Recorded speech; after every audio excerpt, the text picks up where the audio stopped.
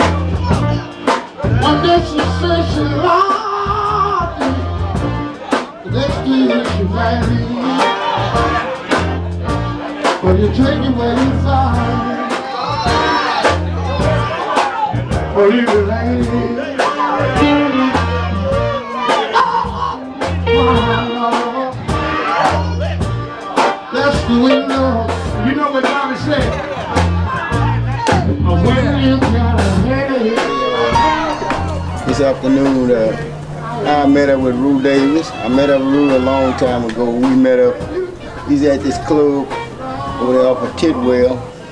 So I was over there singing at this club, and I met up with Rue.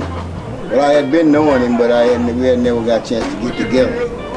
So I met up with him, and he said, I was singing all the time, but I had quit singing for a while and went to rodeo, and I rodeo. So I met up with Rue, and he said, man, come on, let's go. We need to do something, man. I said, do something. He said, we need to cut some kind of a record or something that's on you. So I said, well, when you have time, we get together and we're going on cut something. So we got together, and I got me a little old chain and stuff together, and we started cutting. So we did a song called, the first one was The Lady at the Cleaners, and then we did shoot, I can't think of it. I can't keep all them songs in my mind.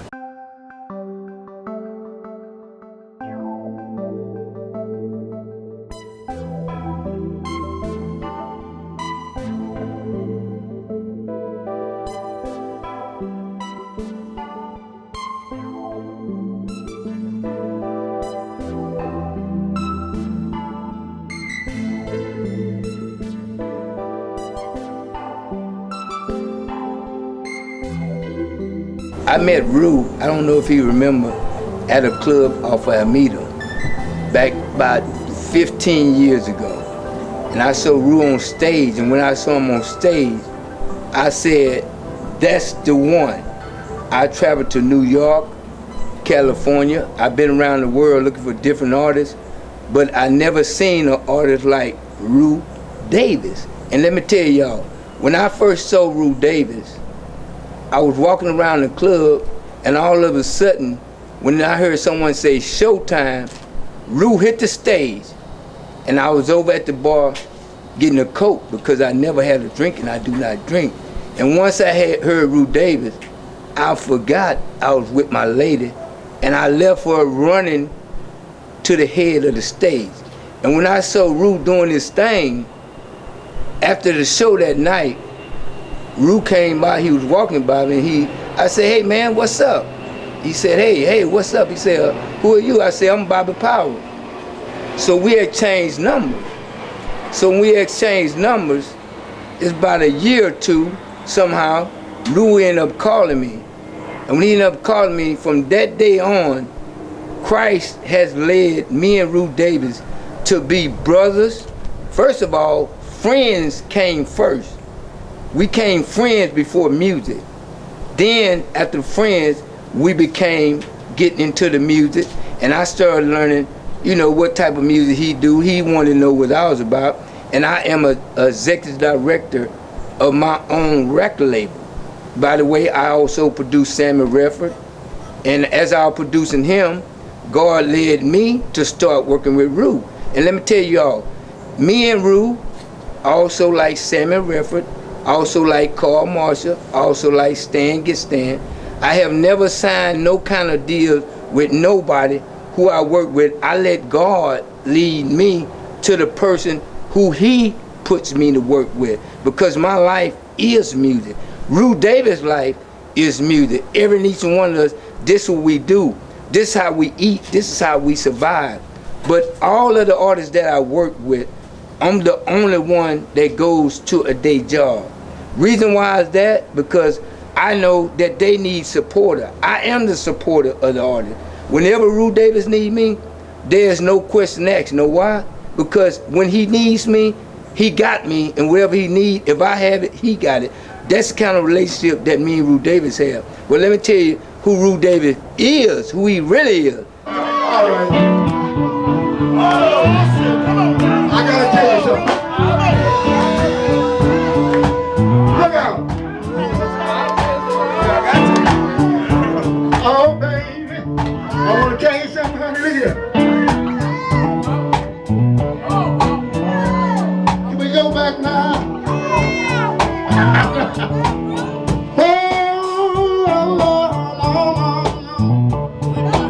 Everybody get your hand together and do a little Johnny Taylor song. Put your hand right now. Hey, I feel sorry. I feel sorry for anybody out there. You raise your hand.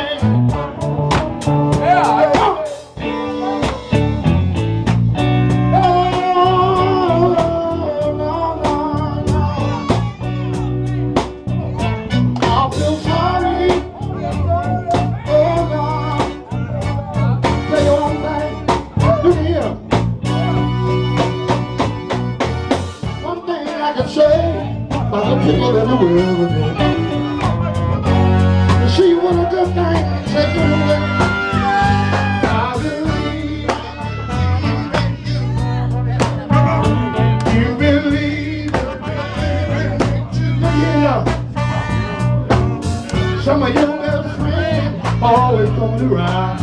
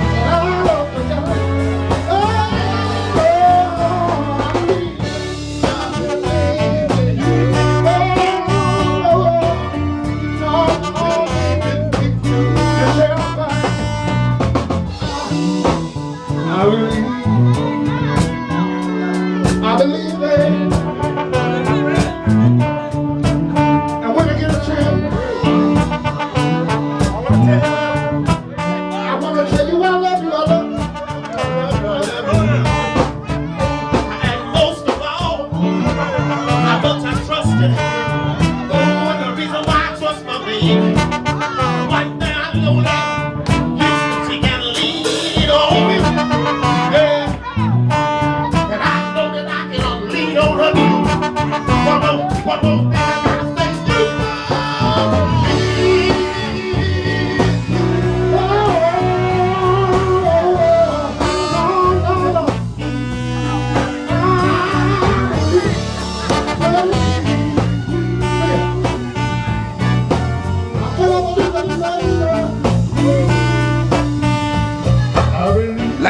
always tell Rue Davis, do you know who I am? And he'll laugh when I say that. Do you know who I am? Because I'm telling him, do they know who you are? Rue Davis is a bad boy.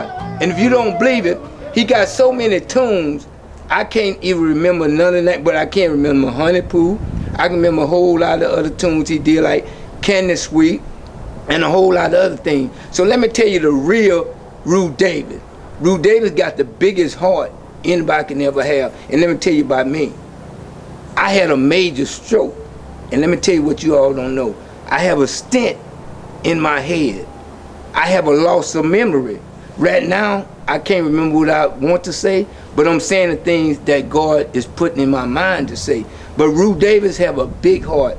Sometimes when I'm alone, I always say, there's nobody out there that's thinking about me, nobody out there know what I went through, and guess what? All of a sudden, sometimes I get a phone call from Rue Davis. Do you know what that means to me? And like what I'm saying, Rue Davis, if you look at this, do you know how much that means to have a friend, to have someone, to have a big heart? Sometimes you can have a big head, you can run the street and be out there running wild and not really knowing who on your side. But sometimes God let things happen to you in your life so you can think about and settle down and find out who you are. But let's get back to Rue Davis. Rue Davis is one of the world, I say it again, one of the world greatest singer there ever been. I heard Johnny Taylor, and matter of fact, Rue Davis, he and I, along with Carl Marshall and Stan G, I produced this album along with my partner, Ebon Igor. Me and Ebon, he came in the business with me, and we produced this CD on Rue Davis. Rue Davis got 5 hits out on this CD right now that's already playing across the world. It just came out last month as of July. And as of right now, we done sold so many copies. But what we're gonna do, we're gonna let God work this CD the way he wants to work it. But once again, I say, Rue Davis, like I say all the time, and I'm a speaker, and like I say again, it's showtime. Look out for the world classes. Rue Davis, the man with the plan, the man gonna lay it down, the man that sings any song you wanna sing, and the man that's the best at what he do at all time. So look out for Mr. Rue Davis.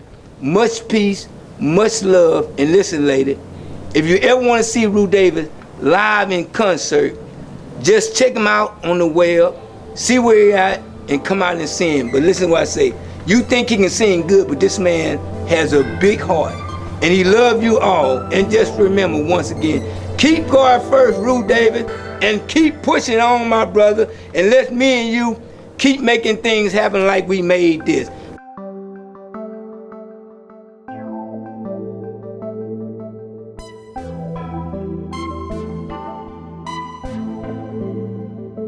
Rue Davis, actually, I will say he's a good friend and a spiritual brother to me through Christ. Rue Davis, a long many years ago, I used to be associated with his mother, she was called Sister Big, and they had a great quartet group. And they invited me over to come in and sit in on drums and, you know, just have a nice jam thing with the quartets and the group. So I didn't see Rue. Rue was in another room. Rue happened to come out. He was real young. He kept come out peeping. She said, "Come on out and meet Jabbo." So he finally came out and he met me, whatever, and said a few words. Put you go. I know he, you know, I know he sung gospel, and that was all he was singing, gospel, nothing but gospel at the time, you know, when I met him. So at the time later on, I invited him. I said, "Why don't you come go with me? I'm playing at Baylor's Lounge right there on Briscoe and Cullen, and which was very popular on Friday, Saturday, and Sunday." And I asked him when he wanted to go over there and do something with me. So he took me off of one day. He said, "Yeah, I'll come." And he didn't know a song. He said, "What am I saying?"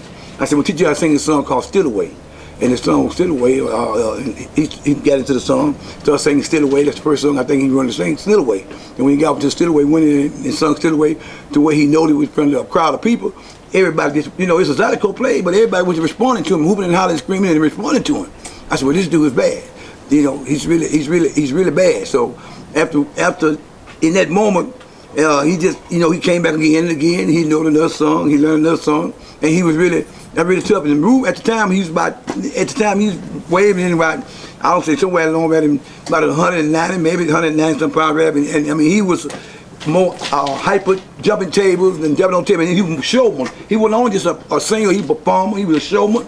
And the people loved him, he had a personality, and the people loved Rue. And the greatest thing I like about Rue as on today, Rue, what Rue do today, Rue, he's performing his music, but it doesn't have anything vulgar stuff. Everything is clean. His music is very clean. Everybody can listen at it. It's a family thing. Anyone can listen at it. He got a meaning to his music. All his music got meaning. I got like the one I love so much. I'm gonna stay home with my baby. I'm coming from the streets, stay home with my baby. I mean, that's something that that's really got a good meaning to it. You can use that for a crossover. And Rue been, he been doing a lot of things. And people say, well, why Rue never got to be Johnny Taylor? Because Rue is not Johnny Taylor. Rue is Rue Davis. And if you put Johnny Taylor and Rue side by side, I'm going to give you my opinion. Rue would outsing Johnny Taylor if they would come today and stand on flat foot. Because you make more money don't make you a better artist. So my thing is that he's a greater artist, and he have been inside the greatest artist. He's been inside Johnny Taylor. He done wrote for Johnny Taylor, Tyrone Davis. They don't really know how many people don't really know how many hits Rue Davis have wrote. Maybe not for himself, but for other musicians like Shirley Brown, Bobby Bland. So many of them. He had wrote for a minute. He myself, a lot of people he wrote for and wrote a minute. They say, well, Rue Davis wrote this. Rue Davis. And just the other day, a guy called from out of Echo Records. Told this guy, said, you need to get in touch with Rue Davis and call him. Said, Rue can write you a hit. You need a hit. You want a hit when your album sound pretty good, but you need to get with Rue Davis. He can write you a hit. Rue got the gifts and talent. Writing, he's very gifted in writing.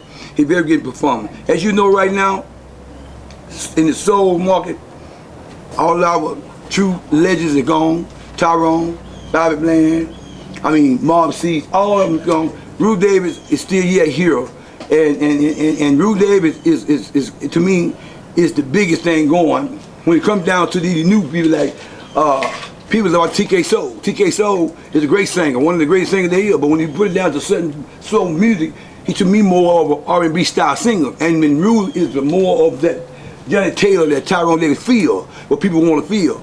Rue can get there and make people feel what they want to feel, sometimes they want to feel a little Johnny Taylor, he can make them feel it. They want to feel a little Tyrone, he can make them feel it. And Rue Davis is actually one of the greatest musicians of all time. And he had one of, to my understanding, one of his greatest hits, Honey Poo. And matter of fact, all through some of his songs now, he's still talking about the Honey Poo. And matter of fact, on one of my records, he got it, You My Honey Poo. I'm the Honey Poo Man. And and that's one of his greatest hits. So everything Rue Davis wrote have been a sale. You remember one thing in all musicians that I know for any musicians say this. But if you don't get that one particular sound, that one song, you'll never be big. And a lot of musicians have died and never got that one hit. Never got that one hit. But Rue Davis have had some of the greatest songs that have been recorded because he's a great writer. Myself as Jabbo, I want to present, Bobby, if you don't mind, I want to present something. Now Rue Davis, show you how creative he is. He took one of Bobby Bland's songs and he made something as a Zydeco. And I want you to hear just a little bit of what he did. And this song, I'm going to show you about this, a little bit about this. I believe it's number 3 on it, fellas. Number 3 on the selection, number 3. Number 3. Okay, turn up a little bit for me. You got it? This is Rue Davis.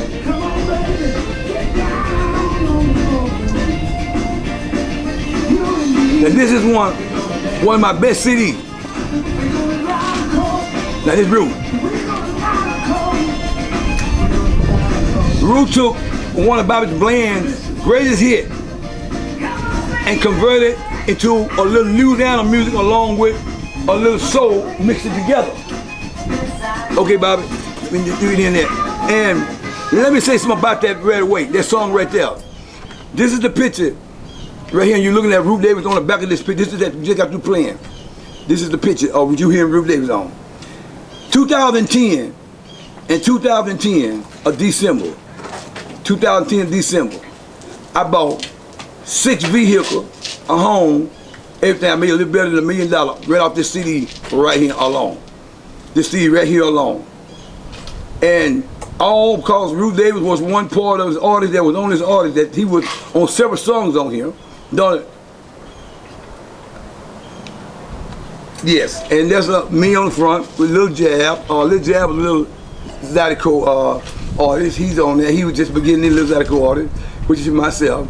And the girl on the back, you see, Darla Nash, she's one of the country out of Nashville. She's a big country star. Carl Marshall made appearance on there. Never Know Good Lord Make You Cry. But it was a lot of good artists. But Rue had played a big part. And they said, Jabbo, you ain't gonna be able to come back. And you never be able to make that hit. You never be able to come back and get that where you were. But I came back and got past that because of the friend that I had in Rue Davis. And he was there with me and boosted me and brought me up. Got on radio stations and telling people, hey, Jabbo got me started. Jabbo played a big part of my life with pride. And another thing, this record here is called Old Fashioned Woman. Now this is something some people don't know about. It just come out within a year or so ago of release, or a couple of years of release. And this record called, me and Rue sung this film with a blues band, 24-hour blues. And this record was nominated for an award this year past. It was nominated for an award this year past. And this record, it was 2 records that was nominated. This record here, Old Fashioned Woman, and a record called Help Me Baby. And these records was nominated, and Rue Davis and myself would play the part of those 2 records being nominated at that time. Rue had went on, and he went through the struggle like all musicians, and went into the struggle. People have came to Rue and promised Rue, look, I'm gonna do this and I'm gonna do that because you got the voice and I got the voice. Well, quite natural, artists want to get up there, but all the time, like the average artist, as myself and all, find ourselves in a slump. All we done, somebody just want to come in and make a quick dollar and fast, and then hey, just study blowing our career, just taking, we're not getting anywhere with that. So Rue went ahead on and said, okay, I'm tired of that there. What I'm gonna do, I'm gonna open my own label, which is called Big Mouth label, which he got some gospel girls on there. He got quite a bit on his label, and his label is really well, and I'm looking forward to getting onto the label. Big Mouth label is a big label that Rue had Davis open. And one thing, he getting calls right now from all parts of all over the state. And that's one of the greatest things I can say about some of the greatest things I can say about Rue, that he's a dear friend, and he give you a hard day's work, and he can actually, to me, at anyone standing, he can actually flat foot sing you to death. He can sing. He got the voice to sing, to just sing you to death. And it's like, I was thinking about Rue, and I said to myself, Rue asked me to come out here. And he said, yeah, come out here and visit with me because I'm doing some things down here. I said, okay. And as I left the house, and I was thinking about it to myself, I said to myself, because I've been down sick, and I lost 70 pounds. I thought I had cancer. And I prayed myself, and I kept praying, because even though people don't believe that you doing this for a living, that you still don't have a relationship with God, but that's not true. Everybody got a relationship with God. We just got to let it come out. So I came out, and I wanted to say to myself, say to Rue, Rue, you keep doing what you're doing because you are the greatest. Not because you're my friend, because the world knows that you are a performer, an entertainer, a singer, and etc. They know this.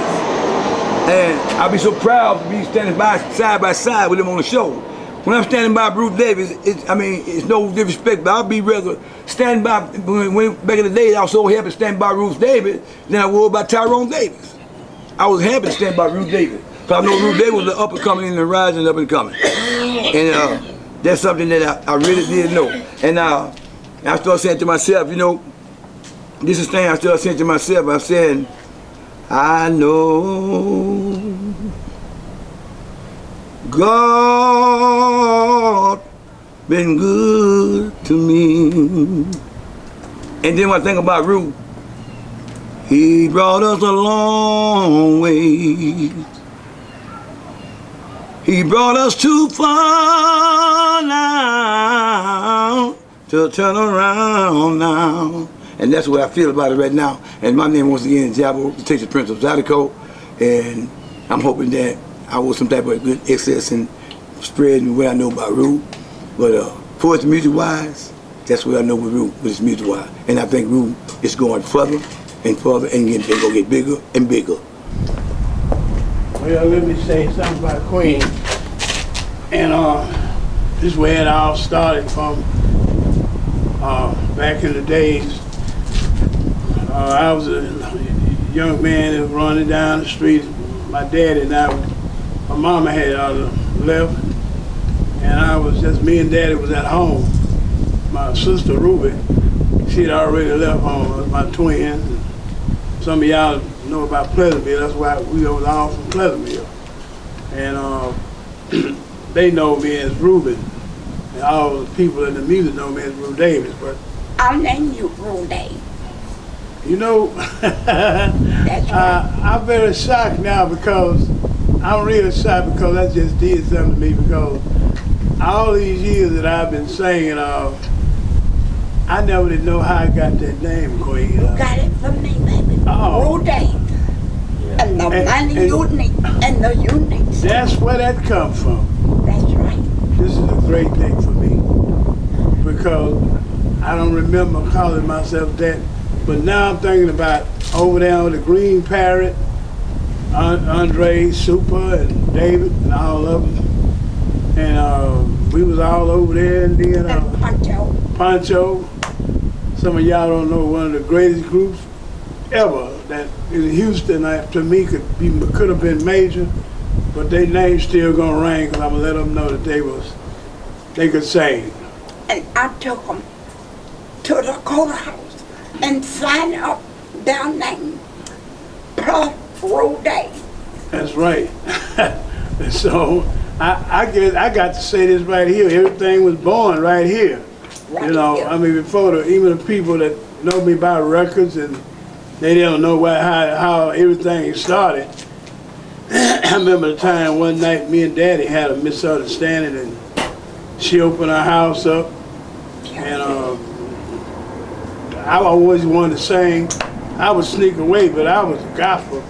Mama always had me sing gospel, and I tried to sneak away. One time I sneaked away, and she said, "Come on down here. I got a room in the back." She had that room. I go back there and go to sleep. And the funniest thing about it, I think it came on one day and I had ate up most. I had ate up most of the thing and most of the food, and I got in trouble. But that was the time I was 100 and some pounds, 140. But this is my family right here, Queen, and I wanted to bring them here today because they was a great part of my life. Some of the people don't know the people that was the center of my life, and they was the center of my life. Having this documentary today, and having my brothers Andre and I Darryl. had 6 boys 6 boys, and no girls. no girls.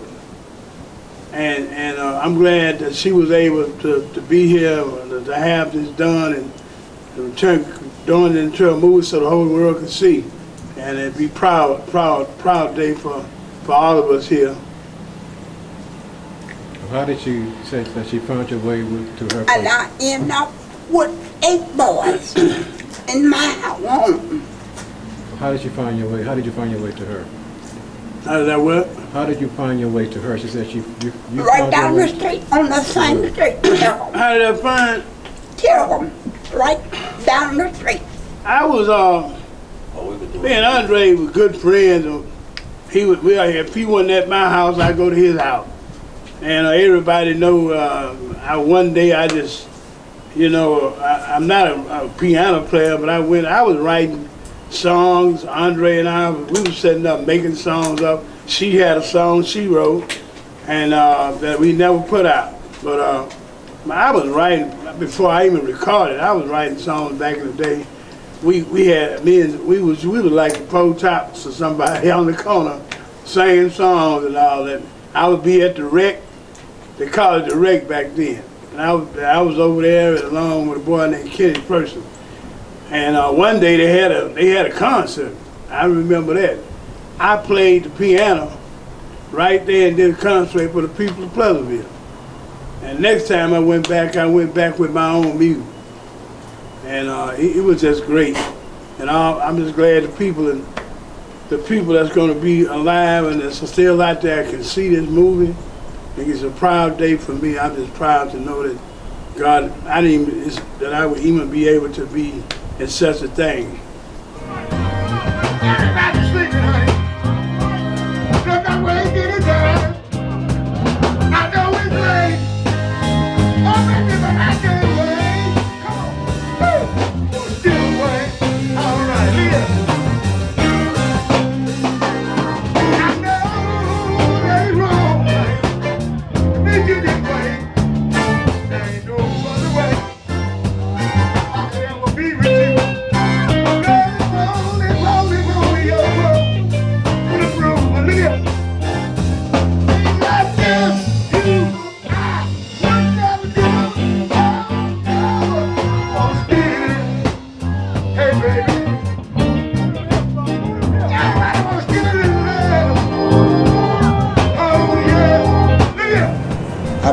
with him, and he said, I was singing all the time, but I had quit singing for a while and went to rodeo, and I rodeo.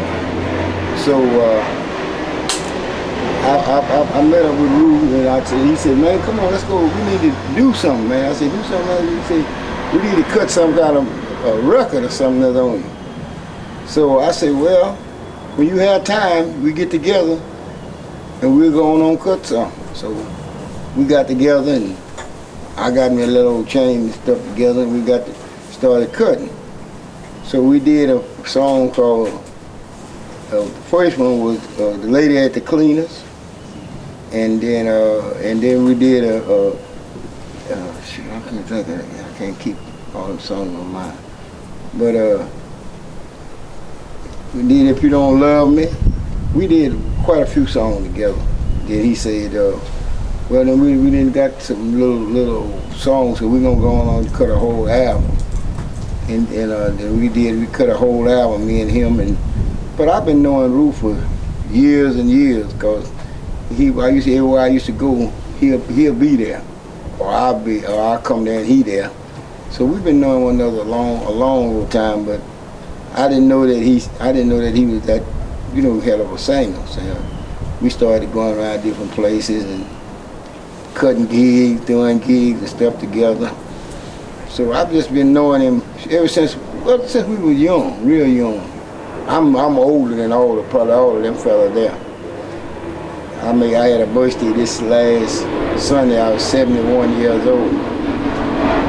So I've been out here in the music world and rodeo, doing all kind of different stuff for years and years. So and Rue been my friend for a year and year. When he stayed in Mississippi, I go down there to his place, and then he'll come up here to my place up in Houston. So we've been knowing one another a long time, and been fooling with this music. And we started going out there. We cut some records. Then we started going around to different places doing shows. Me and him and my cousin, and I can't think sometimes. I've been sick. But anyhow, we started going around doing different shows and stuff together. And that's how I met him, was at this club, and we would always go around and do little shows and stuff. We've been knowing one another a long time, so that's the biggest thing I know about. I've been singing out here in these clubs and stuff a long time. I finally met up with Rue. I've been singing out here since I was a boy. And I finally met up with Rue, and then we got to start doing these different shows and stuff, going different places together. Okay. I'd like to put some more on there, but we might do it another time. When I can't think good right now. I've been pretty sick. How can I say? I got to say all praise to God, and He first in my life. And when I get to thinking about Pleasantville and Queen and Darryl and Andre, Super, all the rest of them, my brothers, my true brothers. I remember growing up in Pleasantville, and Mama had died, and me and Daddy was at home. I always loved the music, and so when I think of Queen and what she said today about, I always wanted to know who called me that name. How did Rue Davis get started, and just found that out, and that really shocked me. And I always knew I was Reuben Davis, but she said that, and it's coming from her. And me and the guys got together back then, and we was doing our thing. I was young. I might have been 100 pounds then, 160 pounds, and running down there on Tigum, coming over there, and she just opened her house up to me. You talking about they was everything, a mother and brothers and all of them. I'm just overwhelmed to have them here today, along with the Zydeco, Prince, Jabo, coming into the blues. They didn't know nothing about the blues. I was always saying the love songs and everything, but the most thing, part of my life was singing gospel. Jesus always been there with me all the time. So, Little Buck, he's coming back. Sammy Reffin, the old days. Escapade Red Room, who can forget? He was the man back then. I was coming along, I got a chance to meet Bubba Mr. Soul. I always said he looked like Johnny. Well, that was the time I came through. I was still trying to get my name. I didn't have no records out. All the people that's here that's inspired me today, because I never dreamed there would be a time people like Cedric and come to me and say, hey man, let's do a documentary on you, and I always seen this on television. Never thought I'd be a part of it. So it got to be by the grace of God that by me waiting so long that this would happen. It'll never happen again. So I have to, I can't forget, I'm gonna give my dedication to my mother, Ella Mae Davis, and Reuben Davis, and even though I was adopted by them, but that singing came from Mama. He said, "Hey, go my son Reuben. He, you know, I don't know about made it, but somebody thought of me, and all the records I got, I wrote. Can't tell you how many records I wrote. I gotta say, maybe 800, 900 through the years. Honey Poo, Candy Sweet, and volunteer records of people all up in Jackson and Concord. So many, I've done many things. I'm still on the YouTube with songs that I'm still writing. 2 artists is out right now. But that's all right. What I'm saying, that's good too. But I had to say something that I want to thank everybody for appearing. Lil Buck is coming up. I got to tell you about him. He had got a retirement, and he was riding the horses. He said, I ain't gonna sing no more. Ran into him years ago, way years ago, and I brought him back out of retirement, and we got on the record label. I wrote some songs for him. And the greatest thing could have happened was when I wrote for Tyrone Davis and Lil Milton and Bobby Bland, the late Bobby Bland, you know. So it's a thrill to be a part of this wonderful time that we have today. And Bobby, I want to thank Bobby for just being the video man during this documentary. And he's seen some things. I first came and started talking. He and Cedric got together and said, hey man, why let's get together and do a movie. Let the world see who Rue Davis is. And I'm still thinking, I can't believe I'm still a child that was sitting around there. I always to myself, and Andre, remember when they used to run me out of school? Same guy, run me out of school. I go right down the corner, Mama come to the school, and all she got to do is act like she gonna beat him up. But them was the good old days. Them the good old days and stuff. And I just want to, there's more people to come. This is just part 1. We got several people to come to talk about Rue Davis and more things, people that had a part in my life. And we're not through with this shit. It's gonna be a while before we get it together. But we can guarantee you that we're gonna do the documentary. Thank you. Hallelujah. My name is Sammy Relford. I am a singer first, an entertainer. Been singing all my life. And along life's way, I happened to meet a gentleman by the name of Rue Davis. I call him Roo-Roo. That's what I say, Roo-Roo. And I think we met somewhere when we were kind of like teenagers. And back in the day when they used to have the singing groups and stuff, well, at that time, singing groups was popular. But then if you could just sing, you was all up in the mix. And I happened to have met Rue Davis. Now, back in the day when I used to sing, you had to sing. You had to sing Talking about you couldn't just be talking about, that didn't get it. Spit had to come out your mouth. You had to sing, baby, sing. And when I really heard Rue Davis sing, I said, so boy could be a big leaguer. He got it, he got what it takes. And as time passed on, Rue and I became very good friends with the mutual respect for one another as far as singing was concerned. To the point that when Rue Davis hear me sing Sammy River, he gets excited because he know I'm gonna sing, baby, sing. And when Rue Davis sings, I get excited because I know I'm gonna hear something. He gonna sing, baby, sing. Now, before I get on with this, how much I know, Rue, right now, at this very moment, let's see, what's the date? Today is Tuesday, probably about 12:45 p.m. I'm mad as hell at Rue Davis because he got a song that he let me hear about maybe a couple of months ago.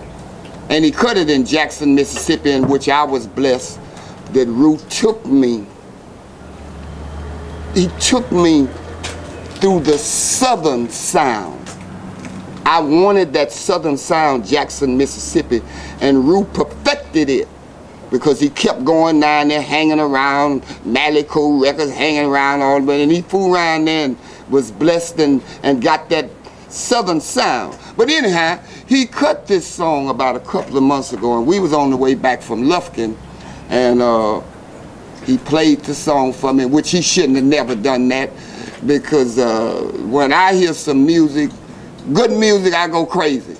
And he played that song for me, and I never will forget the song. It go like, early in the morning, whoa, when I rise, something like that, back when I rise. And I liked it that, because I could see myself getting up with my woman in the morning, and I liked that song. And it's been about 2 months, and every time I see him, I be waiting for him to play it for me that he finish it, and he ain't finished it yet. Now let me tell you what, world, whoever watched this, until we hear that song, we is mad at Rue Davis because he cheating us, he owe us. The song, ladies, is absolutely beautiful, and I'm gonna keep on fussing at him till he cut that song. But anyway, as you can see on top of here, it says Sammy's 2016 Maine. That was my club. It has been said that I made millions. I'll never know because I never saw the money. But I was doing good. And I had a chance to go to New York.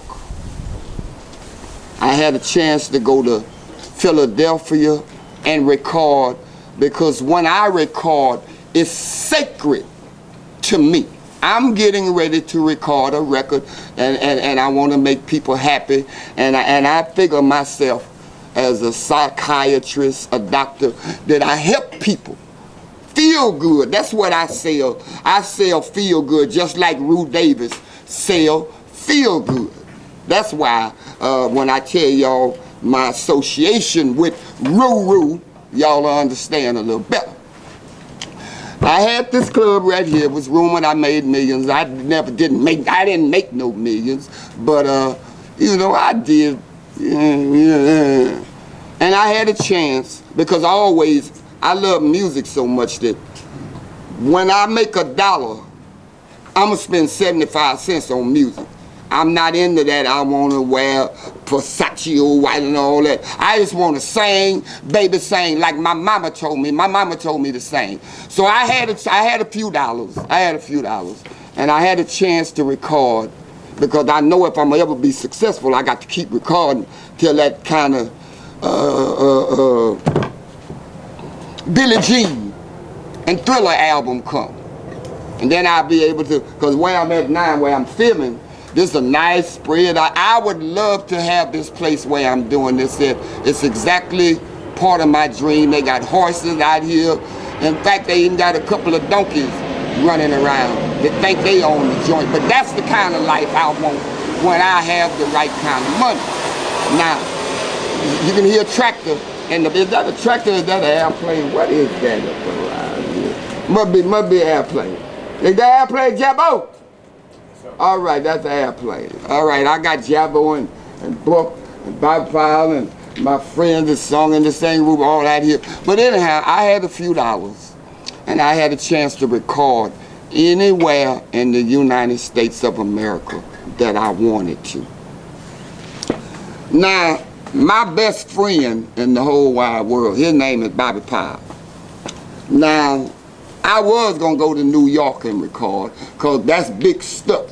When you get ready to record, you go to New York City. Cause if you can make it there, you can make it anywhere.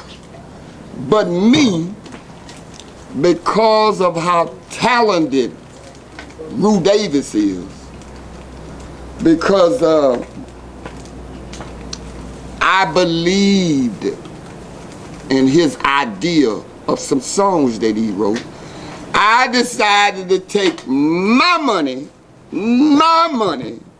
I didn't put it on Quincy Jones, I didn't put it on Lionel Richie, I put it on Rue Davis. Rue turned me on to the Southern Mississippi style. We went to Jackson, Mississippi, and I think I recorded about 5 or 6 songs that Rue Davis wrote, that he believed in. And I enjoyed the songs the way they were written.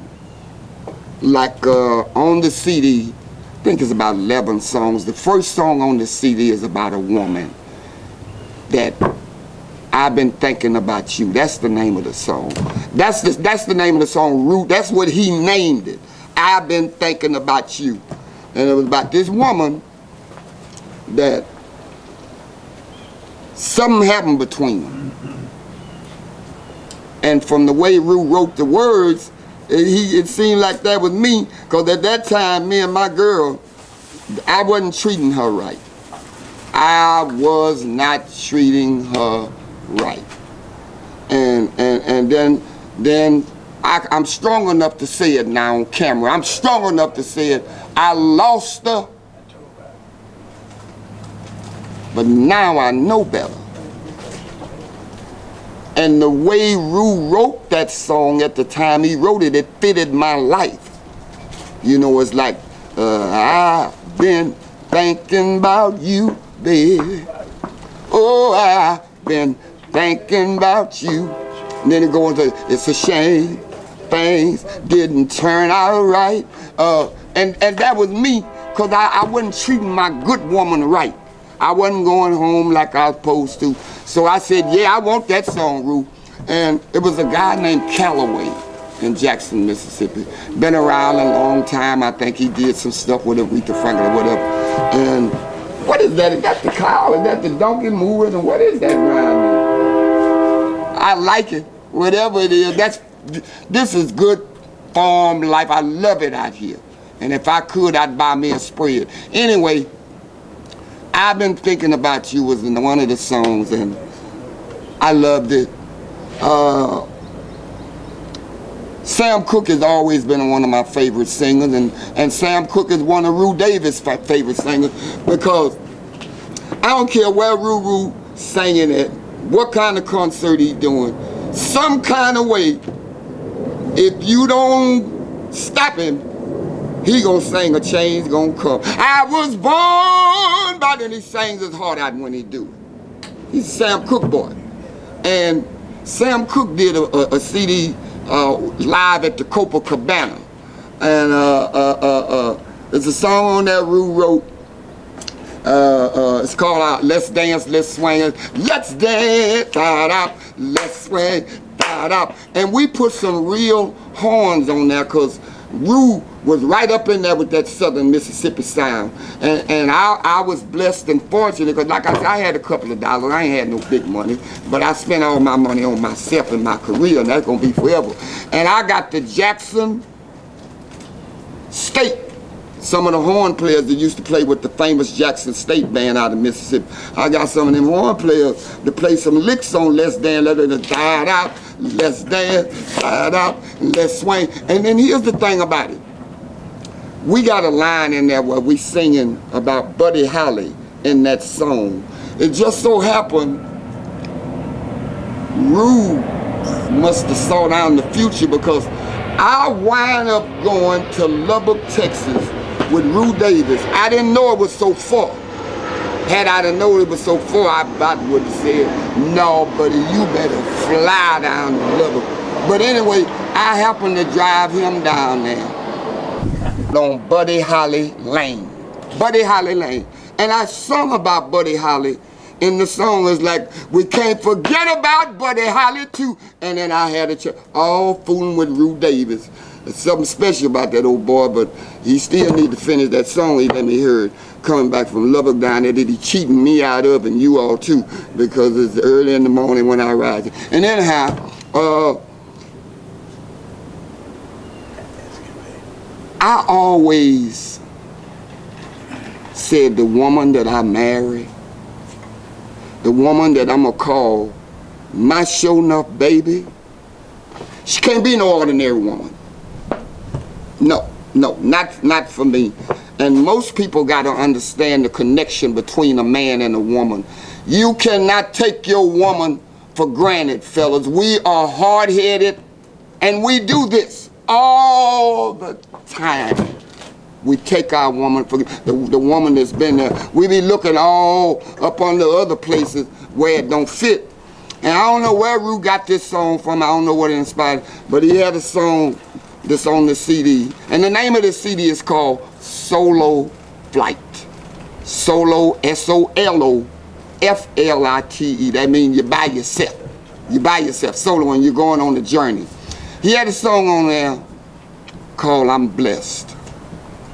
Now, I come from the church house because my mama, Amanda Relford, was a die-hard church woman. So I come from the church. So automatically, my wife is gonna have to be spiritually connected. My wife. Now, I ain't talking about my girlfriend, you know.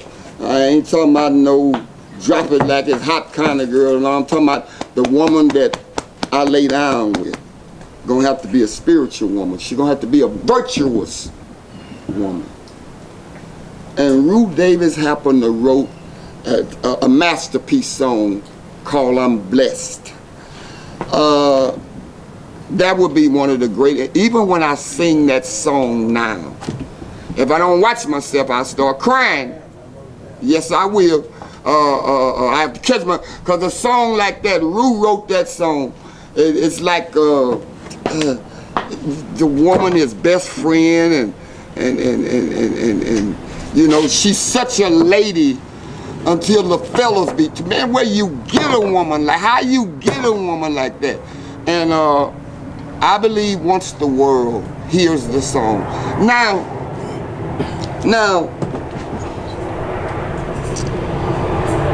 well, I can't, because I say it on the CD, I say, God, whatever you bless to come out of my mouth, I'm gonna live it. So I won't say what I could have done or whatever. I'm gonna say the song is marvelous.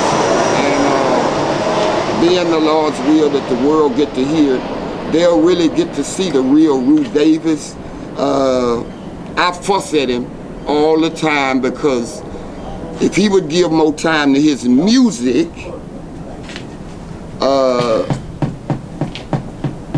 we would know more about Rue Davis.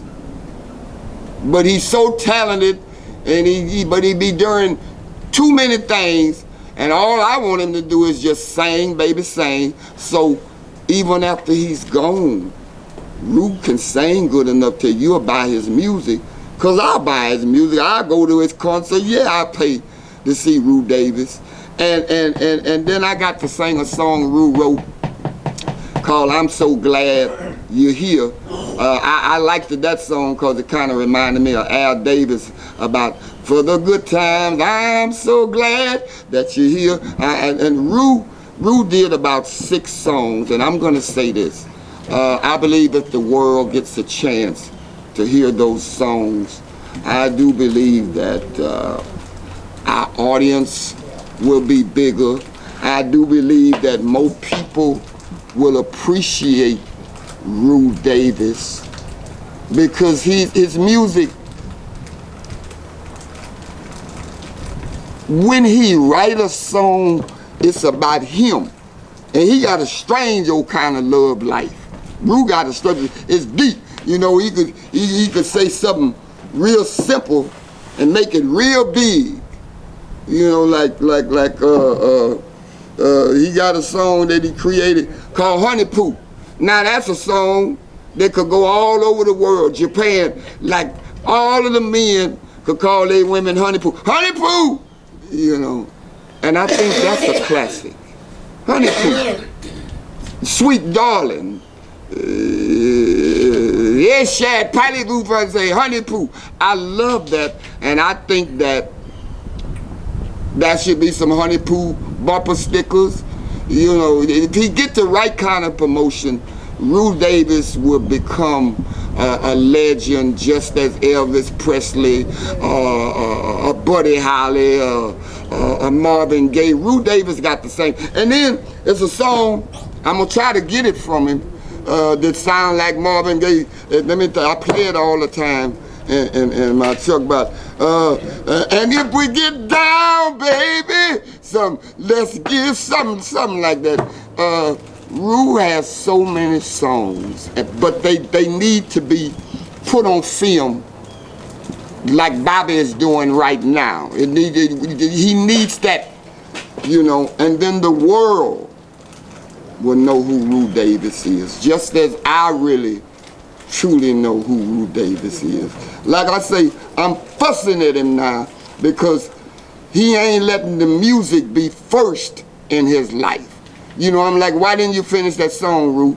Well, man, well, no. People like me and people like Rue Davis, we put here. We owe y'all. We owe y'all all of the talent and the heart and the blood, sweat, and tears that we got. We owe that to y'all. We're medicine for the world, and the world is messed up right now because the music is not right. I mean, I was at a service station the other night and I heard a song, the music, you know, I heard the guy just kept talking about the woman. You ought to drop it like it's hot. Well, drop it like it's hot. What about give her roses just because? And that's the kind of music Rue Davis write to keep the world together, between a man and a woman. A man coming home after a hard day's work. Like Rue Davis would say, I'm giving up the streets. I'm going home to my baby. That's what America needs to do today. Go back to the family life. Listen to what Rue Davis write, because he got old girl he loved. You know, I don't know how that situation gonna come out. It looked like it's supposed to be right, but a lot of times I wait and see what Rue Davis gonna write, and I apply it to my life, because Rue Davis loved music, and we have the same loaf of bread. And what I want to say to everybody, I owe it to you. Rue Davis owe it to you. The same, baby. Sing. I started writing back in school at the age of 9 or 10, but it wouldn't have ever happened if it hadn't been for a lady by the name of Burnett Sawyer. She taught me how to write, and from that time on, I got to, because the teacher used to always tell me, say, I was back there in the back, man, bamming on the tables. They said, Reuben, you need to stop all that bamming on the table. I was trying to write then. I started writing then. That's when I didn't realize that I was going to be a songwriter, because I kept that up, and I used to go down the street every weekend with a friend of mine named Andre Arthur Lee, and his mom and them had them in a group called the Mighty Uniques.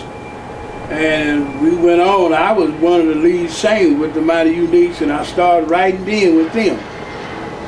Went to the rec, started playing the piano, and people started realizing, oh, Rue he can play the piano. So I went there one day and started playing the piano, and just about every other day I end up down there, I draw a crowd.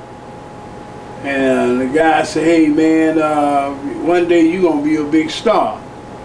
Now I didn't ever think much about it because our people had us in the spiritual realm, you know, and all that. So I kept my feet down there, you know, in the church, and I kind of sneaked around and did my music. So as time moved on, I came from Pleasantville, even up in elementary school, Pleasantville Elementary, just around the corner. I went there, and I was doing my singing there. I branched off. I grew up then, around about 19 or 20. I left home later on. So before I left home, me and my father and I was having a kind of dispute. So I ran into this lady called Mama Rose. My mama had died and my daddy was still living. Mama Rose picked me up. I went downtown and she picked me up down there, and I always did like to go into the stores and buy, look around and see the clothes and all that was in the store. So Mama Rose was in there one day, and I said, y'all look like singers. And she said, we're a gospel group. And she took a liking to me, and I left my home back in Pleasantville. And Mama took me out to Sunnyside. She raised me, took care of me until I got about 17 years old. I would say 17. And I got in her group. She had a gospel group called the Glory Gospel Singers. I got in her group, and then the young man that I ran into, he was there. Y'all might already know him. His name Jalbo. So Jalbo left Mama group, and it was one Saturday, I remember. And he say, Ruben, would you like to go to the club? Because I had never been in the club before. He took me to the club, and we went to the club, and he was doing Zydeco. He was the only one I knew back then was doing Zydeco. So he got there, and I could sing. He said, you ever sung blues before? I said, no, I never sung blues. So the very first record, we went to his house, and the very first record he had me to sing was a Bobby Bland. And then I was trying to sing just like that. Matter of fact, I ended up singing like I would do my boys like Bobby. That's when I started doing, everybody called me the man of 1,000 voices. That's when I started singing like Bobby. He say, I want you to take this back home, and I want you to learn 9 songs of Bobby Bland. So I learned them songs. And then I went on, and just like every record I would get, I would try to sound like all them people. But that was in my, that's when I found out I could change my voice so many times. So I kept going here every weekend. Back then, there wasn't no money made. I was a kid. So he would give me $10 or $15, and I would come in there every weekend and sing. So I left there, and Zappo gave me my start from there, and I went on, and another gentleman by the name of Tom O'Neill saw my talent. So he took me to California. I'd never been to California. I went down there, and I got my break through the record company. We went out to a club, and I did my little Bobby Bland thing stuff. I ran into the Patterson twins, and the Patterson twins gave me my break because I never cut a record. I never cut a record, but I had done a record. But I had did a 45 back then. That was 45. So a lady by the name of Lady D, she paid for my first 45 to do. And I did that. And then the Patterson twins out of California cut my first major record, which was called Honeypoo. That's how I went on, and I started singing with the opening for Nancy Wilson and Ike Turner. Went on a tour with Ike Turner and got a chance to go. And I mean, a whole bunch of people like Denise LaSalle. I went on stage in Las Vegas for over 7 years. Before I got ready to come back, I stayed there and I got making my name known there. And I got ready to come back. And just before I came back, I went over to Memphis. And I stayed in Memphis in Malaco. Y'all know about Malaco. I got a chance to write for Bobby Bland, Carl Sims, and several more people, Floyd Taylor. So from there, my life just started moving up. My name started moving up, and I just went on and went on and went on. I got to say this, I don't know how many top 10s that I come up with, but I had recorded over several years, over 10 albums. And then I started receiving awards, the International Songwriter of the Year in Jackson, Mississippi.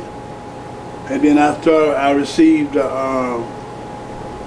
one of the awards that I'm very proud of was one of a song that I had did called Somebody Wants You. And I received that back in '97. So I went on, time moved on, and my name moved up. So I got to say this, that I paid my dues, and it was not easy for me to pay my dues. And I met a lot of people in my life. So I'm just proud to say that God was first in my life, and I went through some tragedy and everything, but He was there with me. Well, we was born and raised together right down the street from one another, and we used to sing together and go up to the park up there, and Rue used to play on the piano, and everybody used to think that he knew what he didn't know what he was doing. You're right, but he did. He got on that piano and played every song like he just knew it, and he really didn't even know the song. But he played them notes and everything. Everybody thought that he taught to do that, but he wasn't taught to do that. That was just a gift of God. And you know, we just used to just hang out every day and like kids, you know. And then one day we just got serious, and Rue wanted to get serious about it, so we just started going up there practicing, and he called us. It was Reuben Davis and the Mighty Uniques. We was about 11, 12 years old. Well, right around now in the neighborhood and doing talent shows and everything, we got very exposed. Well, I felt like we were discovered when we was going to Wheatley, when we was in high school. We used to do Wheatley talent shows. We bagged Rue up. Oh, okay. We was his background singers. Who was we? Me, David, my brother, and David, and my brother. Okay. That's where we started off. Oh, Lord, we was together about until we got about 17, 18. Okay. What happened is that my mother, she had bought us some band equipment and stuff, and Rue had already been singing, and she bought everything, and so we went on the road and started campaigning, and it was Rue Davis and the Uniques. And what happened is that Rue had practiced with us so much, we had found our own, and we broke away from it. We didn't break off as no problem, but Rue was his single and we was as a group. Okay. And we done 3 We'd gone 3 nights. We done at the Green Parrot back then, over there off of Reed Road and Scott. We done 3 nights, Friday, Saturday, and Sunday. And really, I don't know how Rue got his name Rue. We were trying to figure that out too. But so, you know, but that's how he started out with the name Rue. Yeah, we had a manager back then. His name was Mr. Howley. And he the one that, when he first, back then, it was number posters and flyers and a little radio time back in the day. So, but mostly that's what we had, posters and flyers, and we saw posting, and that's where we had on there, Rue Davis and Uniques. We went to Lufkin, Diboll, Livingston, Brenham. Ooh, we've been all over Texas. We ain't been out of Texas, but we went all over Texas. We went to Louisiana. We went a couple places up there. General Rep was one of them. So, you know, we traveled. And then we had, like, by Rue getting more exposure, Yeah. he went somewhere else. I guess that's when he had went somewhere else. I heard he went to Las Vegas or wherever, I don't know. He went to Las Vegas? That's what I heard back then. We separated, we ain't never did, you mean as the group? As a group. We separated in, when we done the 3 nights at the Green Parrot, we had separated. Yeah. That was our coming out. Okay. Rue was already out, that was our coming out. That was us, the Uniques, coming out as being the Uniques, Okay. without Rue Davis. That's when we had separated. Well, it was mutual and it was professional, you know, that's my brother, you know, it's like my brother, you know, it wasn't no confusion. When he went over to start singing blues, I think that's when everything had stopped, kind of blossomed for him. Before then, he wasn't no blues singer. Okay. He was like a ballad, he done really everybody from Tom Jones to everything. Well, he was a soul singer before he was a blues singer. Okay. But before he was a soul singer, he was a gospel singer. Oh, okay. Because his mama didn't allow that. Oh, really? He used to come down to my house to, you know, because he couldn't do it around there. He'd come down to my house and we would do it there, or we would go to the park up there, you know, and play on the piano and stuff and practice. When I heard that song, I don't know what album it was, that one with the girl next door, Okay. that's when I realized that he had something really going on with him. Okay. Like Johnny Taylor and all them. I still think that he have a whole lot coming to him, Okay. you know, because been doing it since kids, Yeah. you know, and I know that. See, if anybody know, I know that he didn't know how to play no piano. He didn't know how to do none of that, but he can get on that piano and play it and make up a song right there in your face. And I knew it was a gift to God back then. Yeah. So right now, I don't think that in the blues world, I don't think that he's got his due that he's supposed to have, like Bobby Bland and Johnny Taylor and all them. I think he's supposed to be right there with them. When Johnny Taylor had died, Yeah. I just knew that Rue Davis was gonna be the next one. You know what I'm saying? He's up in there. To me, that's the way he is to me. By the work that he's put in since he was a kid up until now. You know, and to me, he should be in the Hall of Fame, the Blues Hall of Fame. Keep doing what he's doing. Keep the faith in God, and just going on with his life. All right. We're going to do just a little bit of this blues, and I'm going to get on with you. Hello, sundown. Do it, blues. See. Wake up. Wake up. All right.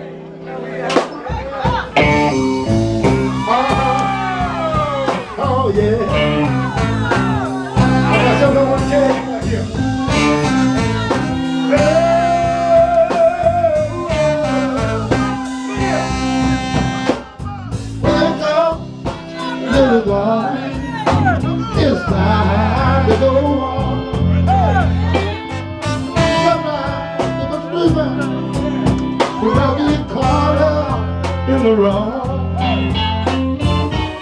Last time when we were together, and just a little time, we had so much love together. It can't hold, we didn't care without love. Without love, we didn't care without love.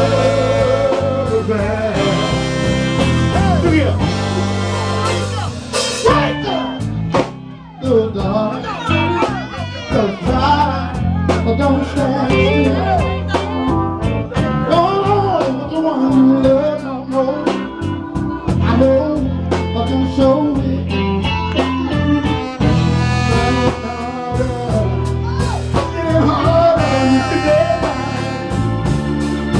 You know that.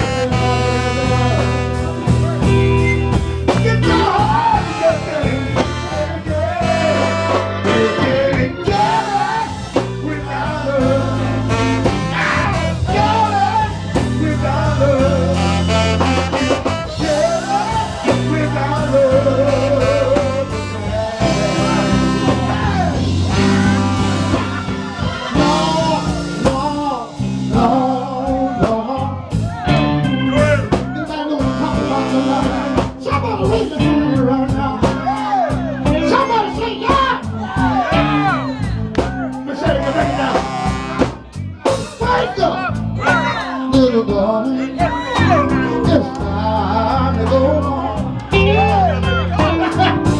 Somebody, you go sleep there. Coming back from California, I got a chance to run into some more companies I was with. We put a song out 2001 called Candy Sweet.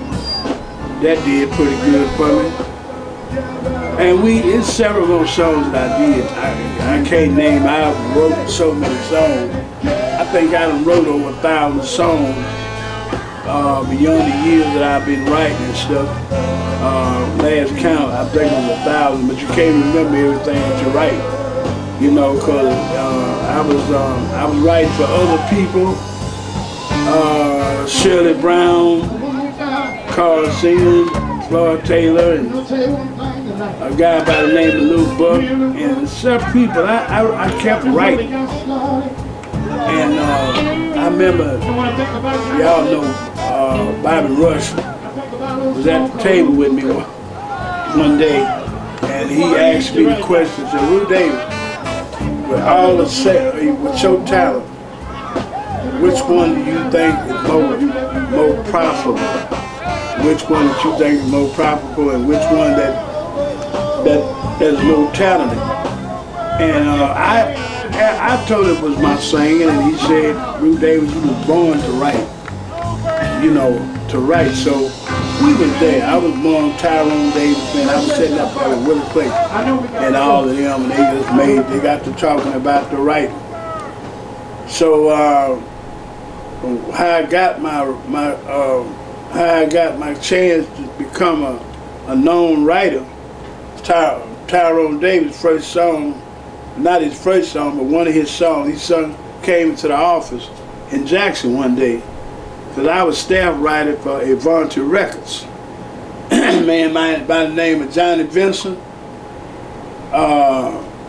When I came to Jackson, another guy by the name of Franco Johnson introduced me to Johnny Vincent. And the first song I gotta mention this guy, because he the one did all my music and put down the tracks. Harrison Calloway was probably one of the greatest arrangers it is. Can't forget about him, because all the songs all the albums except one that we did, we've been working for from that time, 97 all the way on. And as I said, Johnny Vincent heard me. We brought this song, Somebody Want You. And then after that, that's how I got signed. And from there, man, I cut my second album, and I went on. I did 2 albums with Avanti. I really did 3. So after sadly he passed away I ended up coming back to Houston, Texas, and I got on another 2 record labels and cut some more records. So it's just been one album after another, and then they did a thing on awards on me. About later on, they did, but 2 or 3 years ago, they did an award on me. So I thank God that people still love Rue Davis out there and everything, and they love my music, and I'm still being recognized. And I'm glad that Mr. Bobby and many other people, veterans, is giving me the opportunity to say these things on camera, you know, because they still see the gift that God gave me. A lot of people say it's just your singing, how good you can sing. But it's not how good you can sing, it's what you got to offer. At the time I went to Jackson, I went in as a singer. I was trying to get a signed contract. I had just left Concord Records out of California. And I had established my name, but I didn't have enough albums. I had that one album, The Honeypot. So how the contract came about, the man wasn't going to sign me to sign the contract, but after he heard I could write, you know, after he heard I could write, that's when the contract came for me, for his contract. I had signed a contract in California on that first album, but I came back the second time and signed another contract with Johnny Vincent out of Jackson. Oh, I got to say that the contract was done on my skills that I have to write. How old were you? I was around about 39 or 40. Okay. I was about 40 years old. And, but there was so many great people around me, man, that had already was good. And I was coming into a place where it was great songwriters. And I had never been in an adventure coach. The last company I was with, I really didn't get the recognition as a writer. I wrote the song, but I didn't get my recognition as a writer till I got to Jackson. When I got to Jackson, that's when people started, and it got so big, man, that the guy with the record company gave me my own office. So you come in there, talk to Rue Davis back there, if you want a song, anything. So they all over Jackson, my name was ringing. Malaco was in connection with Johnny Vincent, man, and so I said all of that happened for me in Jackson. All this happened for me in Jackson. What happened with the contract from Concord Records was the guy was trying to, what he was trying to do, I had some more time, so he wanted me to stay again. He wanted me to stay again for another 2 years, but I hadn't got paid for that first album. So by just going to Jackson, because it wasn't no intent for me to go to Jackson. He was just so happy that I got there.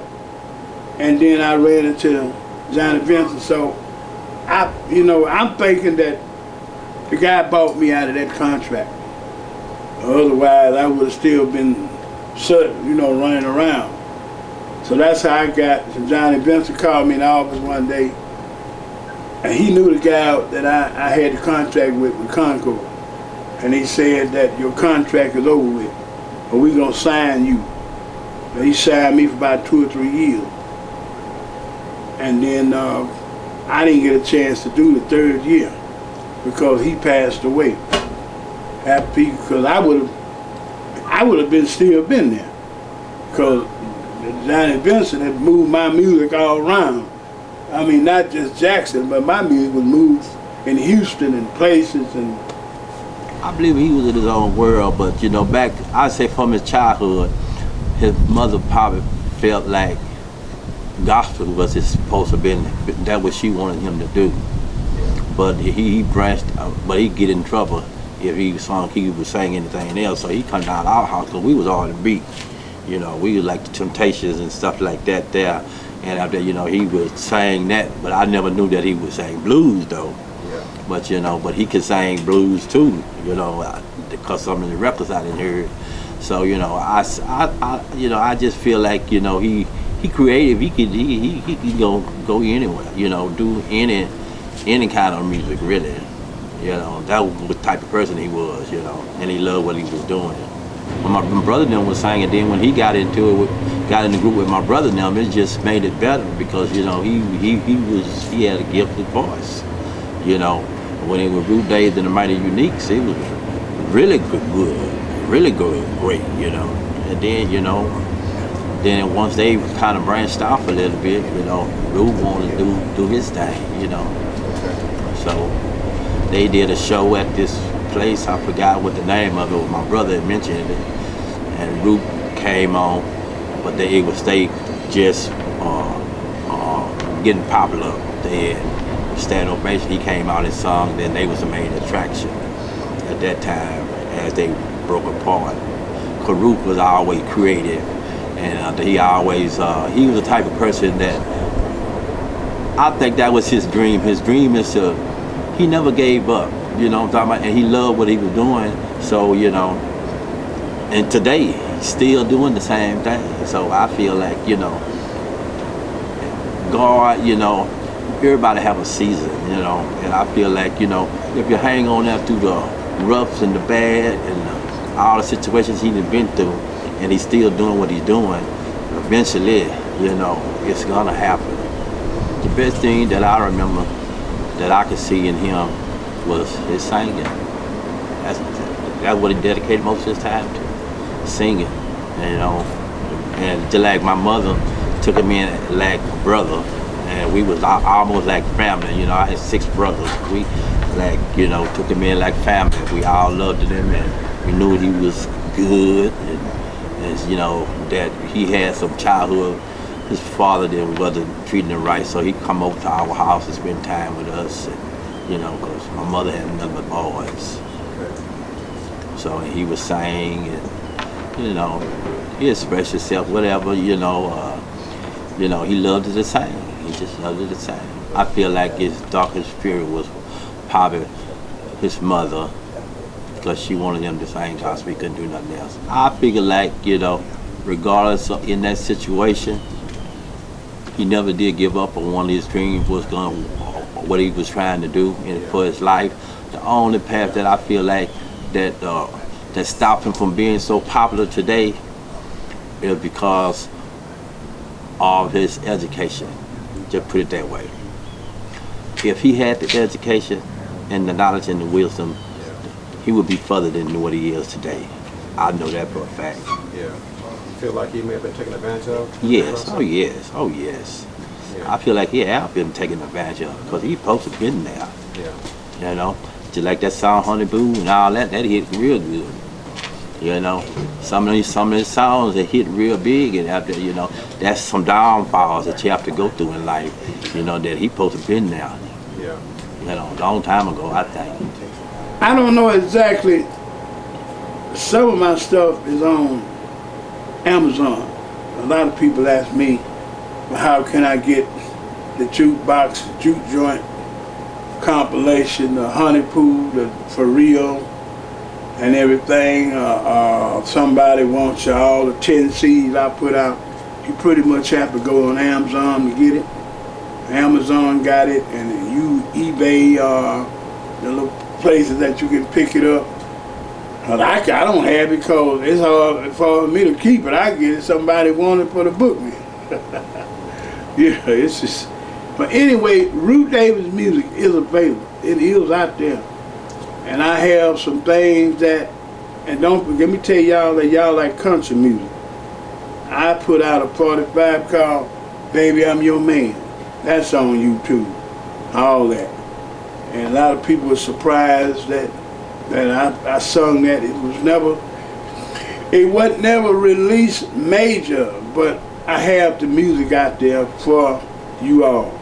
It may be on Amazon, but I don't know if it's something, a lot of people got the music still in the record store. Well, when I got into the music business, and I'm gonna say this to all the singers, the young people coming up, learned about the paperwork. The paperwork is what I didn't know about, because when I cut my first album, I was so excited. And I wasn't looking at the paperwork, you know, it's in the paperwork first, because there are people out there still looking for hit records. The ones that come up, they don't know where to go.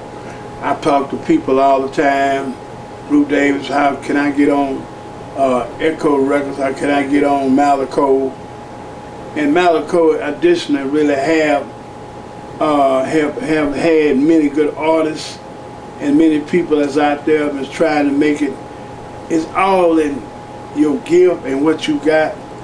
The record companies are looking for something special. Singing is not enough. In the music business is not enough. And when I was coming along, it wasn't no internet, it wasn't no eBay, it wasn't no CD baby. Because I was kind of backwards. I was just like everybody else. I was trying to learn. All I knew was to sing. But man, you sang good, man. You got a great voice. So I had no idea that how powerful my singing was going to be, or how powerful my writing was. You know, my biggest dream is to go major, but I want to show people that you got to start from the bottom and go on the way up. You know, you got to have God right there with you. You can't make it without that. You know, I would say that I'm proud to still have a name in the music business, and this documentary is going to mean a lot to me, because I can show people and the folks that if you got a talent, don't throw it away. Let everybody know what you have. Don't be ashamed, you know, something like that. It don't matter what age you're going to be. Whatever time it is for you to make it, you're going to make it. But to get your paperwork down, your copyrights, your BMI, your publishing, have that done and all that. Are you associated with any of that? You know what? I'm going to say this right here. I've been kind of lazy about doing something. I know about the BMI, I know about the copyright, but the publishing part is very important, because if a movie say they want your song, you have the opportunity to get paid, and they have to get the rights from you. So I was been lazy. I'm just not getting ready to get my publishing. But because I was so instilled on writing, and I knew about that, so I'm saying I'm going head on to get mine done here, because there's so many songs I done did. But don't do that. Don't forget. Go ahead on and get your business took care, and then that way, all what you're supposed to have in the music business, you will have it. Because there are people out there, they'll take your music and to try to, everybody looking for that one hit. Now, I've heard some of your music, and you what I can describe is you have that chameleon voice. You do sound like Johnny Taylor, and one time you sounded like Ronald Isley. Okay, I'm gonna tell you what. As you remember, I told you just a few minutes ago, I grew up listening. The first artist I listened to was Bobby Bland. And later on, I had a grandma, and I would go every night before she goes to sleep. I go through her records, and I would listen to Joe Simon, Temptation. So all that it just jumped in me. I had all them voices, and then I'm gonna tell you where I was blessed at with them voices. Bobby Bland Malaco needed somebody to do some stuff on Bobby Bland. Bobby, they say he couldn't read and write, I don't know for sure. But I had to go in the studio and write a song and sound like Bobby Bland. And some of y'all might think I'm kidding about what I'm saying. Let me give you a little idea what I'm saying, because they say, oh, he say he sound like Bobby Bland. I don't believe it or nothing like that. Let me give you a little bit of this here. Blind man sitting on the corner, crying out the blue. Something like that. Now that was just a talent that I got, and it's another demonstration I'm gonna show you that I do. Just because I raise a little thing, I might be tired and lazy, trying to understand. It doesn't mean you have done something wrong. Now that was a gift from God for me to sing like that. That don't mean that I can't do myself, because I can do myself. It's still me, it's still Rue Davis. And however, it was just, he gave that, that's from listening to all them people from a kid, that stored in me. And you know, all I'm saying is that if you got it, use it. We appreciate what you're doing for Rue. I do. As a musician myself, I appreciate what you're doing for him, because, hey, he is the greatest. Right now, Rue Davis is the greatest. I know the respect to all the other vocals out there and all the singers and everything. Everybody had their opportunity, everybody had their chance, and everybody still might have a chance. But like I say, Rue is ongoing. He's ongoing. And I heard one brother say that if Rue put his mind on his music, he can be different than that. But it's one thing I do know. A man do have a life, and he have a personal life. But I do know one thing about Rue. Even through his personal life, he don't take his mind off his music. He's ready for his music. He's ready to go. And by Powell produced a CD on Rue. Did very well, very well. And he also contributed into Rue and what he's doing. Who wouldn't? I mean, who wouldn't? If a person had $1 million a day and they had the opportunity to put it in the artist they want right now for blues wise, who would you put your money in? I would put mine in Rue. You know, that's the way it is to me. Diablo. You know. And I would put it into him and say, look, Rue, can I play a part on your CD? You know. Because he's the man. And like I said, once again, you know, I don't want to hog everything. I don't want to get out to nothing about myself. I just because it's about Rue Davis. This is what this is about. It's about Rue Davis himself. Reuben Davis. And it's about him. You know, he got these different personalities. We did a show nobody didn't know about. We done a show because we was called by the Lord. We wasn't trying to make any money. But we wanted the people to know that we had that in us. So we went to take the city and we performed a gospel act. And it will turn out to be so great. And some of the older members came out because of some of the older tunes that Rue was singing, Sam Cooke and Born by the River, and some of the old things, you know, that Sam Cooke did when he was with the Soul Stirrers. Rue was letting us out. And how many people you know today can remember when Sam Cooke was with the Soul Stirrers, when John Taylor was with the Soul Stirrers? How many people can you remember that now? No people don't remember that. But Rue Davis brought it out to him and showed him what Johnny Taylor, Sam Cooke, and all them was doing. Another guy named Bobby with them as well, what they was doing.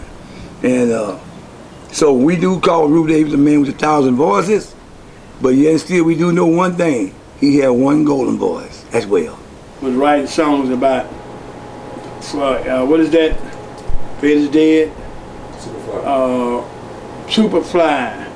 Or something like that. That would make Curtis Mayfield stop writing about love songs. He started writing about what was going on. That's why I got this song that called Give the Children a Chance. Because of the fact that I was adopted. I went through the period of not having the daddy and the mama and everything. So I wrote this song and it's supposed to come out on video. But I always been a part of trying to be a part of kids. I love children. And this gonna be one of my part of the songs, Give the Children a Chance. We put this out, you know, and still something different in the kids when they're children. save them from, you know, I'm talking about the drugs and all that and everything else happening. And I'm saying this to the kids right now, this Rue Davis. Try to find something in your life that you can do. Always tell your problems out to make your mama understand at age 10, 11. They want to hear you. And then some people still have a problem because they didn't have nobody to talk to. So that's why I wrote the song, Give the Children a Chance. Our kids ain't bad. They just need somebody to put their arms around. You know, I guess we're going back to the wreck again, we would call it, but back down there in Pleasantville and everything. But I'm gonna say this here. I'm gonna give a shout out to Trudy Lynn before I move on. Trudy was like a big sister to me back in the days, and I just want to say thank you, Trudy. You got to be a part of this document, and many more people going down to the Red Room down there on a Friday night and listen to people like Sammy Reppin and Bobo Mr. Soul. I recall all that. And I was young then, and I got a lot of experience from that. So I just want to let them know that they played a part in my life, and well, he's another part that was played in my life when I sit here at the piano. You know, like some of y'all don't know, I taught myself how to play some of my music. I'm gonna give you a little insert on one of the songs. Not gonna play it all for you. We're going to play a little song from that, one of the songs I wrote. I recorded it. And still find this song on the Honeypoo CD. You know, I recorded it back in 93. I'm going to give you a little bit on the piano right here. Hard to live without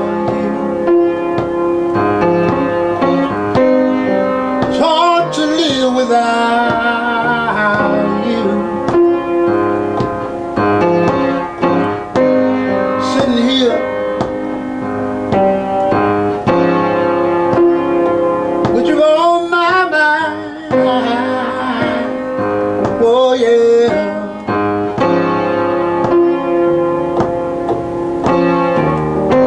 I think about you, darling.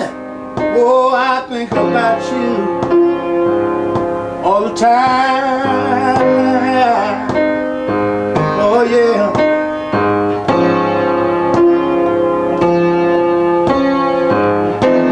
I wish you was here, right by my side, my side, my side. Oh yeah, yeah. And since you've been away, you know I cried, oh I cried, yeah, oh I like to say,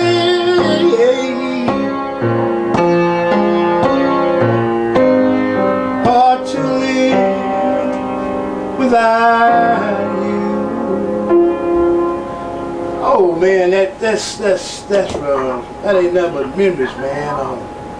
That was that's a song I recorded. It wasn't a big hit, but it was one of the songs I think should have been a big hit on that Honeypoo CD.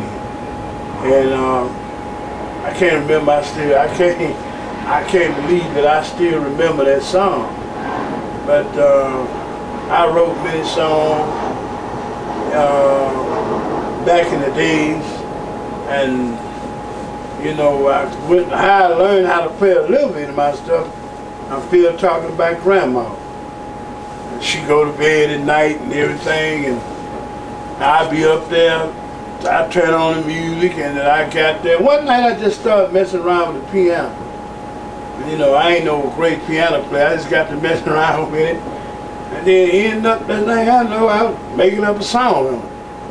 And a lot of people don't know that I can play a little bit. I ain't no great piano player, but I just where it all started, and I don't know if I could do all the stuff on it, but some of it.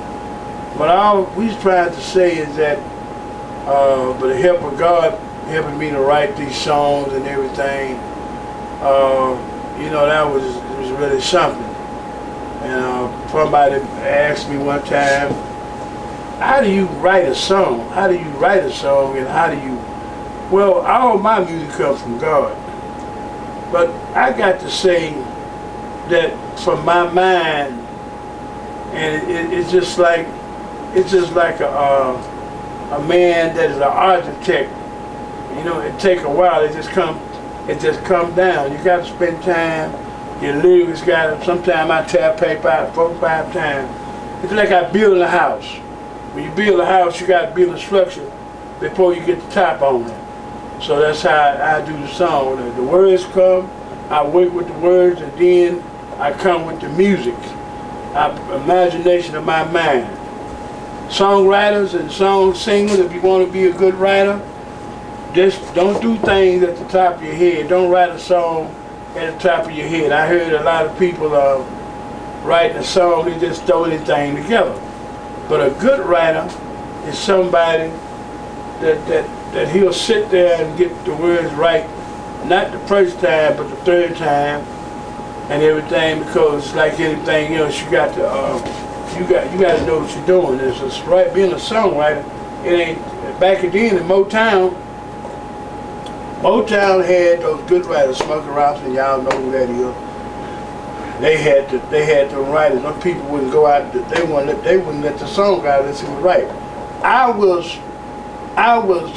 I had people behind me, but when I was writing a song, Rue Davis, you know that ain't right. Go back in there and write that song right. I had people was hard on me, and after I knew I could write, I had people that was writers that had made big records and wrote big songs, and I stayed with Malaco, and they were strict on me. Advantage Records was strict on me, so I had to know what I was doing. So that's how it all happened for me when I looked at the piano and we sitting here trying to play it. And you know, it's a lot of things that happen. I never did lose my trend for writing. What about you? What do you want your legacy to be? I want my legacy to be that Rue Davis. But I know they're gonna say I was a good singer. He sung good. But I want my legacy to be a man that reached out to the unknown singers and to write good music. That's what I've been doing it, man. I've been trying to help people, singers all my life, try to get somewhere. They used to tell me, man, you think more of your other people than yourself. I think that's what God have us to do. We cannot, you cannot be selfish. Now the people that don't want to go nowhere, you can't help them. The ones that just want to sit around and the ones that want to ride on you. I'm not helping the people that try to ride on me. Once I write for you, I'm not a record company. I'm the guy that make it happen. And the record company say, hey, that's who I want. I use my hand to write and get paid. But my legacy is to help the ones that need the help, and I help the ones got where they got to go. Okay. So, you know.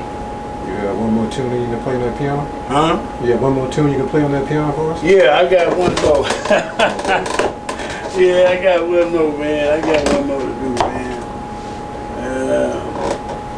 Matter of fact, this song is a record that I recorded back in the days, man. It was a long time ago.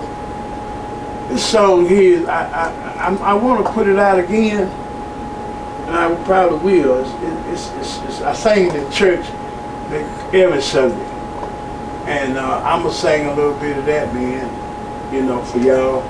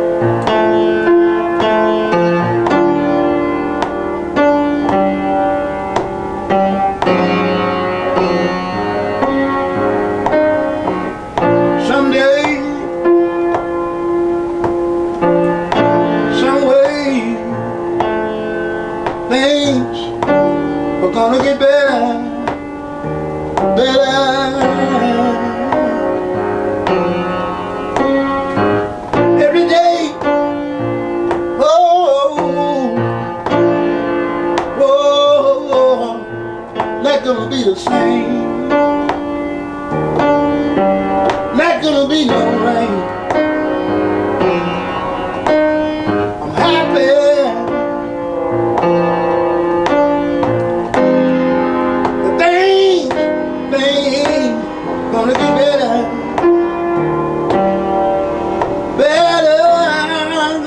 now. I'm down on my knees.